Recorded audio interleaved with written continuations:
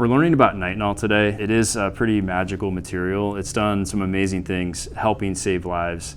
For example, it's the #1 material to treat aneurysms and stroke in the brain. Over the years, we've gone through several generations of melt quality in this material. We have that represented in these 2 bars. They look identical, but they're not. What you cannot see in them has a major impact on performance from generation to generation. We're going to see why that matters.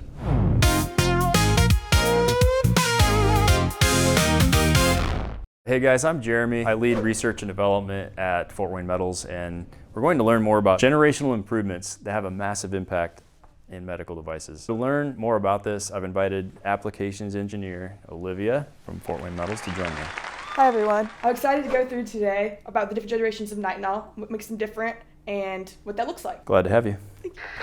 Okay, so we're here today talking about generations of nitinol. It's a critical material in med devices. It saves lives, it delivers devices.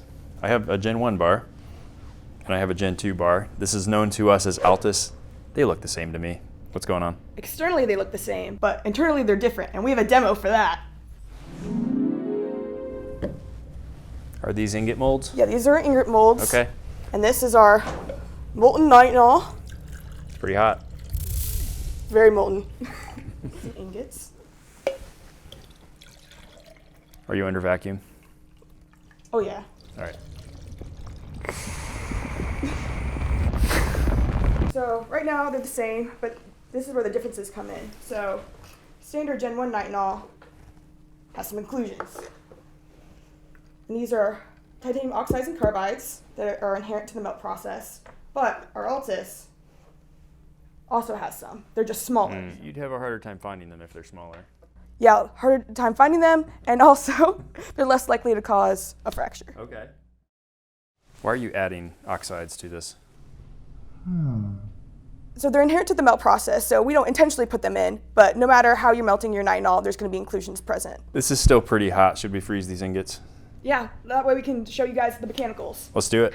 All right, we're back with our solid ingots.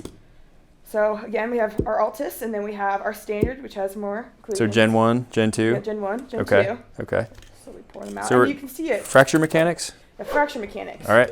So this one has bigger inclusions, so more points for initiation sites for fracture, and then this one, smaller inclusions, so less likely to fracture. Let's see if that is what actually happens. All right. So we have a calibrated fully Instron calibrated fatigue system. Yes, we do. All right. Here we go. Here we go. So which one should we start with?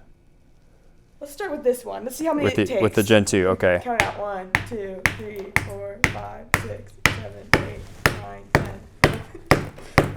Still some section there. Yeah, still some in there. How many cycles? I forget how many I counted. 15? 15? 15. Okay. All right. Here we go. 1, 2, 3, 4, 5, 6, 7. All right. I think we got to 8. Sounds right. Sounds right. There's a lot more pieces. A lot more pieces. Is that stress intensity? What's going on?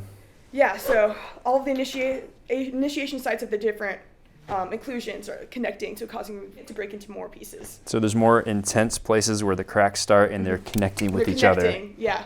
Okay, that's important. Following pathways. Yep. You make a mess like that all the time, or? Only when I'm doing demos. All right. Well, I have a Gen 1 device mock-up. I have a Gen 2 device. These would be like descending aorta where it splits. Mm-hmm. You mentioned something earlier. You said the cracks can join up, the larger inclusions can create a crack, and they link together. Can you just say briefly, why could that be important in a device like that? So it could be important in a high fatigue device. So if you're going through a lot of cycles, you want it to last as long as possible. Cool about Altus is because you have the smaller inclusions. Not only can you have a longer device life because you don't have as much of that cracking early on, but you can also go smaller with your devices, which is always important for a med device because we're trying to go smaller, do new things. So you're saying that not only could we enable safety, durability, but potentially enable a new device, a thinner device, a device that goes deeper in the brain, for example. Yeah. And it's really micro cleanliness, right? Yes. So we're measuring it in this 1/4-inch coil. Mm-hmm. You can't see it here, but what we need to know is that what you can't see here matters dramatically here. Exactly. All right, Olivia, I've learned a lot about nitinol, why what we can't see matters in devices like this. So thanks for teaching us. Yeah, thanks for having me. Appreciate it. All right, well, thanks for joining us today, learning what Altus can do in med devices in the future.